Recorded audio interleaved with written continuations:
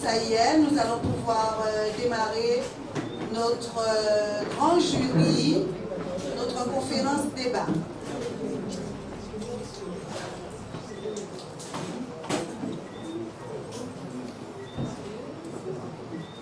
Alors, le thème de ce grand jury de ce soir, c'est le carénage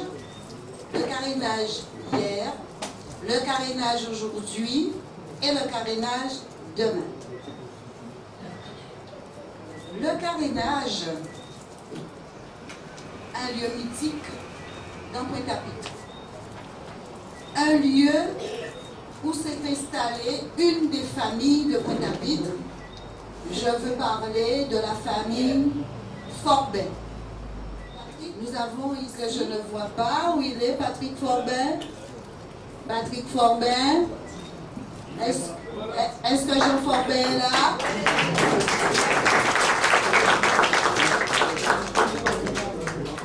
Jean n'est pas arrivé. Est-ce que la relève qui est assurée en la personne de Marc? Marc est là. Est-ce que Mathieu est là? Et bien voilà. Alors voilà, vous savez tout. Mathieu est tombé. Alors, les filles. Alors, Agnès. Chantal. Agnès. Katie.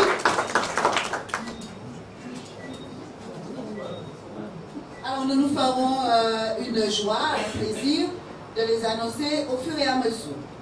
Donc, sans plus tarder, je vais appeler à cette table le président du consensus pointois. En fait, crier Gérard Bouédan, parce que je dis là aussi, l'internel en nous, il y a qu'à crier Gérard Bouédan, Gérard Cizé.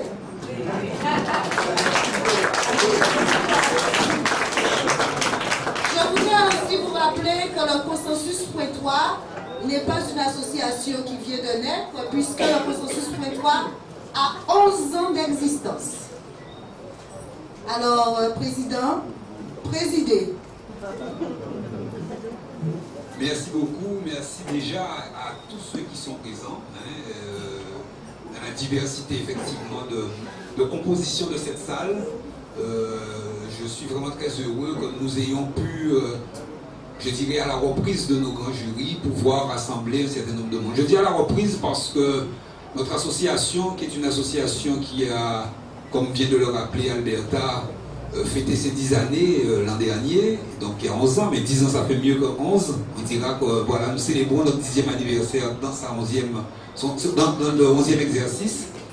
Eh bien, c'est une association qui a vu le jour effectivement et qui a excellé un petit peu dans le développement de certains nombres de débats qu'on a intitulé un peu pompeusement les grands jurys, mais qui sont tout simplement la parole donnée aux citoyens, une parole bien sûr libre, et une parole qui permet en même temps pour nous informer le citoyen, puisque nous sommes une association citoyenne, sur des grands sujets de société, et bien évidemment dans un périmètre qui nous intéresse particulièrement, celui de l'agglomération pointoise, c'est-à-dire celui qui administrativement et juridiquement nous gouverne. Notre slogan, c'est celui d'un regard citoyen dans une agglomération en mouvement. Alors, elle est en mouvement depuis un certain nombre d'années. Elle a vraiment été mise sur les fonds baptismaux après, mais nous avions été, je ne dirais pas des précurseurs, nous avons voulu effectivement très tôt nous inscrire et nous installer dans cette dynamique associative, cette dynamique d'agglomération pour notre association. Alors, notre association, merci. Notre association donc a développé, je l'ai dit, un certain nombre de thématiques. À passer matin et soir. Matin avant d'aller travailler et soir avant de rentrer chez moi, il me faut passer voir comment est le carénage. Comment va le carénage? Non seulement mes frères et sœurs, mais comment va le lieu? Un lieu que nous chérissons. C'est vrai que c'est agréable chez nous pour voir comment, ceux qui connaissent, mais on a vu tout le monde a passé et c'était le lieu ouvert. Mais c'est surtout ce que je voulais revenir sur le travail que font mes frères. Engager des jeunes, former des jeunes. Il y en a qui continuent. C'est vrai qu'il y en a qui travaillent sur d'autres chantiers, mais ces gens vont donner plus d'explications. Mais c'est surtout ce travail-là. Peut-être qu'il y en a qui entendent parler de ça, mais qui n'ont jamais vu. On vous invite à passer voir et le travail qu'ils font. Et aussi, il y a quelque chose d'important. Comment ça a grandi? Notre père construisait des bateaux en bois. Maintenant, le bois, on va dire, n'est plus très à la mode. Ils sont passés à la fibre de verre et pour voir les bijoux que sortent les chantiers, notamment Jean. Là, c'est vraiment, pratique à continuer le bois. Mais je vois que comment les choses ont grandi, ça a beaucoup évolué. Je dis que c'est formidable et je dis bravo à mes frères. Bravo.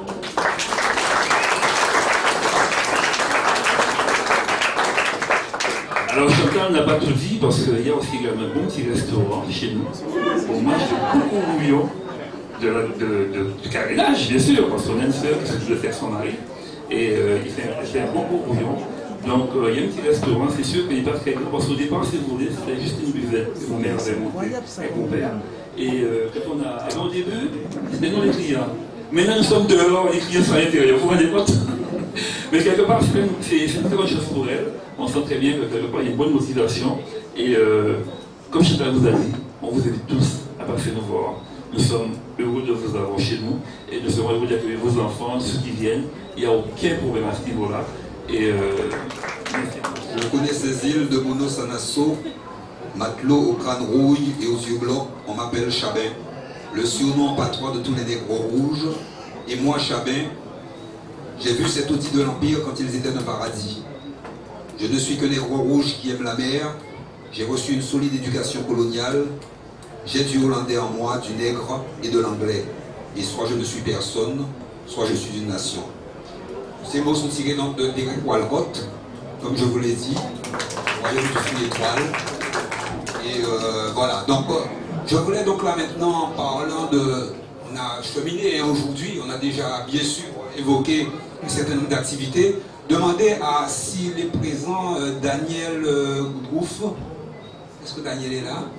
C'est surtout pour faire un clin d'œil à, bien sûr, aux Forbins qui sont imprégnés vraiment dans la formation des jeunes. Et Daniel développe avec nous, il est là Daniel Goudrouf? Il était là en tout cas. Il développe avec nous un projet depuis 2 années sur le collège, intitulé Les Cahiers de la Mémoire. Donc je voulais bien qu'il vienne en parler, à moins que Madame D'Alençon, qui est le professeur du collège, vienne nous dire un petit mot. Donc elle est professeure de français au collège et elle nous accompagne effectivement également dans ce projet que nous avons et qui permet aux jeunes de découvrir leur quartier aujourd'hui. Merci. Bonsoir à tous. Alors je suis Madame D'Alençon, je suis professeure de français au collège Nestor de Kermadec. Voilà, c'est le collège qui est sur la Darse. Depuis, c'est ma 2e année en fait, je suis arrivée l'année dernière. Et je suis très heureuse de travailler là-bas. J'ai vraiment découvert des gens extraordinaires, dont M. Godin et puis Daniel Goudrouf, qui est le photographe qui est venu m'aider pour ce projet des Cahiers de la Mémoire, qui est en fait un projet intergénérationnel pour lier nos jeunes du quartier avec les anciennes générations et qu'ils discutent, qu'ils se parlent, qu'ils se connaissent, qu'ils se comprennent et que justement on fasse le lien entre le passé, le présent et l'avenir.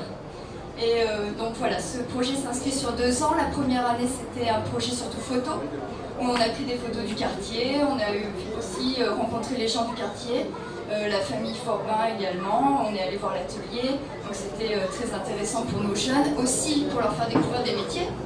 Évidemment, on pense toujours à ça, parce que les jeunes du quartier n'ont pas forcément aussi une vision d'avenir très positive. Et il faut leur donner, il faut leur montrer les métiers qui existent ici. Donc on en a profité pour visiter aussi toutes les possibilités. Il n'y avait pas aussi que l'usine Forbin, il y avait aussi l'atelier, j'ai plus le nom en tête, l'atelier de K. Voilà, donc on a fait tout le tour, on a pris de très belles photos et puis nos jeunes se sont motivés, voilà. Et puis cette année on les retrouve en 3e, on va continuer le projet un petit peu plus sur la dimension de témoignage. J'aimerais que nos jeunes soient en fait en lien avec une personne référente, pas forcément une personne qui est âgée, mais écrire cette parole. Voilà. Voilà.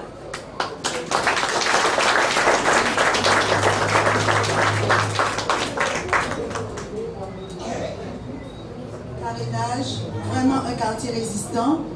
Et nous avons entendu plusieurs fois qu'il était question de la famille Forbin. Mais il y a Marc Forbin. Oui, Marc Forbin, la relève. On aimerait bien l'entendre aussi.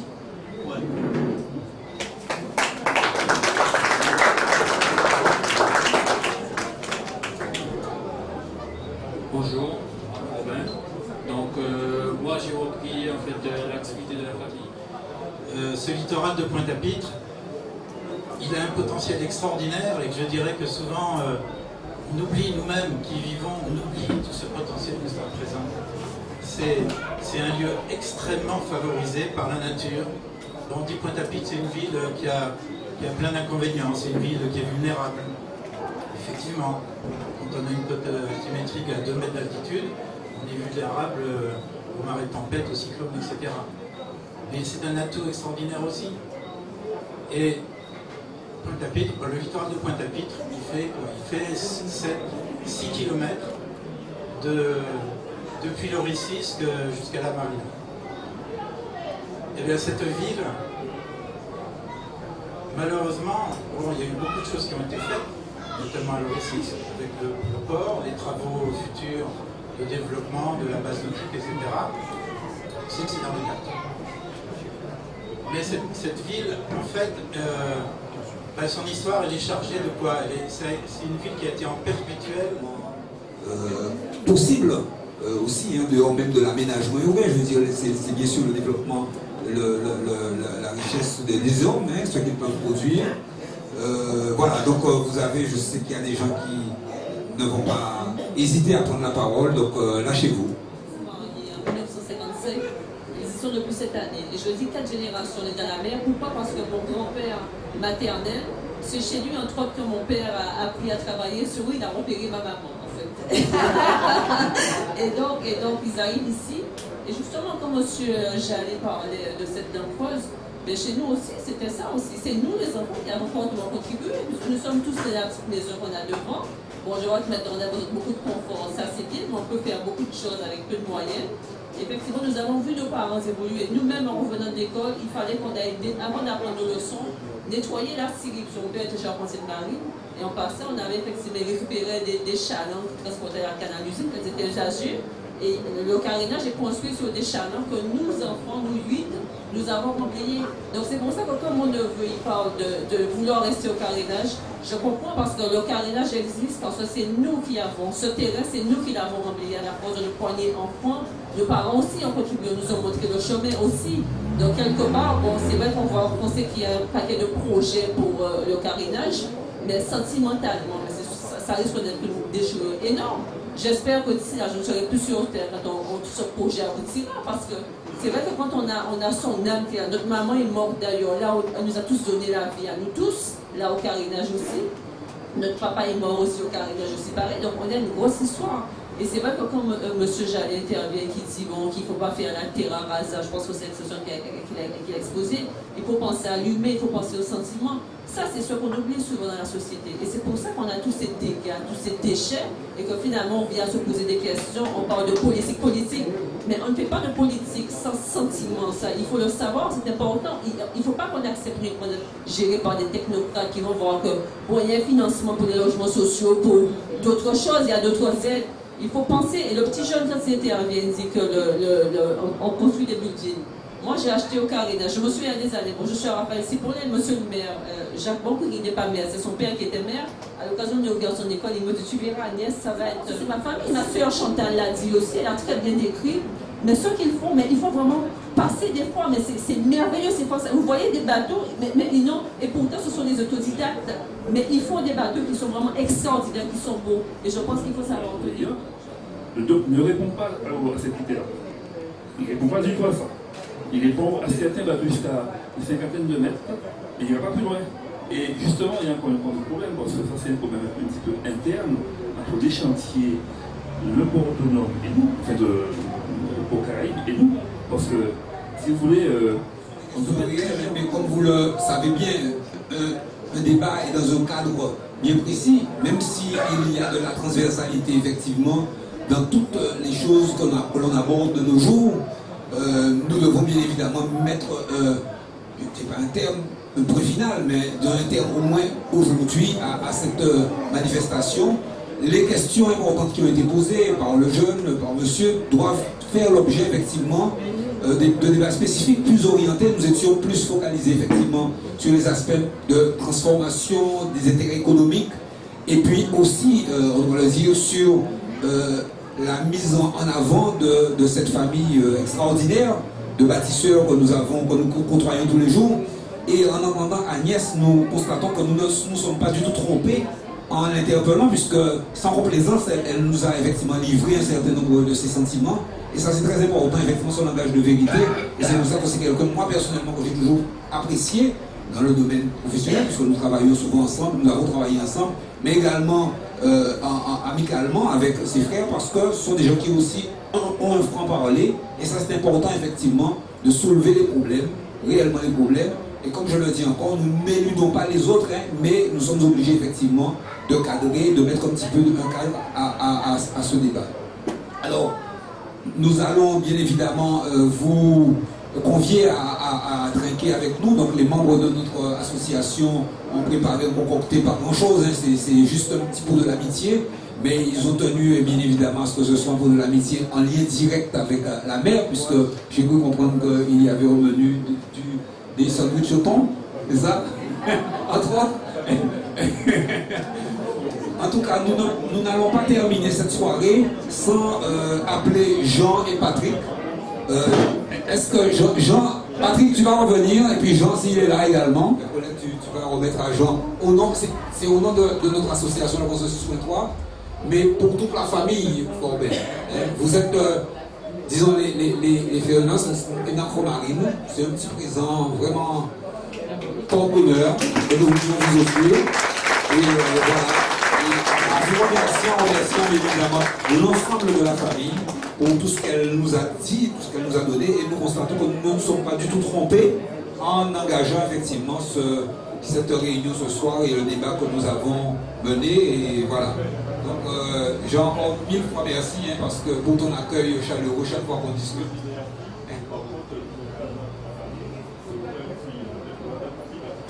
Ah, mais voilà. Oui, j'avais oublié, voilà. Bon, moi, je n'ai pas le privilège, je l'appelle encore Agnès. Voilà, ah, ça c'est vrai, et elle n'a pas ça dans sa poche. Alors, on remercie l'ensemble de ceux qui sont venus témoigner à cette soirée. Bien évidemment, JB, hein, pour M. Lamarce, hein, JB pour tous ceux qui le connaissent. Et la famille Forbet, bien sûr, et Isabelle Sérival Grabin, enfin, qui était Grabin quand elle officiait au CIEF. Actuellement, c'est Sérival. Joël Janis, bien sûr. Marc Jallet, voilà, et puis Daniel Goudrouf, Madame d'Alençon, bien sûr, au collège, et nous continuons donc à travailler ensemble, à travailler avec eux. Et nous remercions surtout aussi vous, le public, qui est venu nombreux, bien sûr, pour pouvoir nous écouter, on dit comme ça, pour pouvoir partager avec nous, et partager en tout cas avec eux ce grand moment. Voilà. Donc,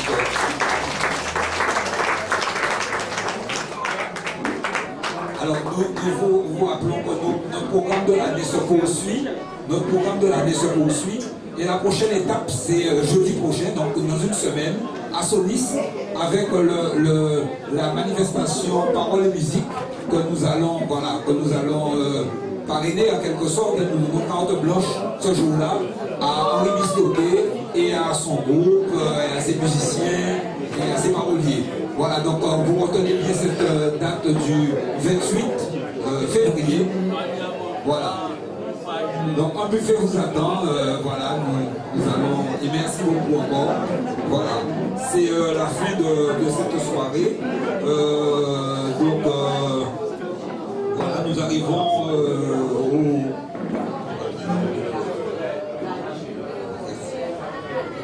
arrivons au crépuscule de cette soirée. Pendant que vous allez avancer, donc voilà, les mouettes tout noirs de nouveau comme des balles, et les culs de pieds morts qui étaient blanches.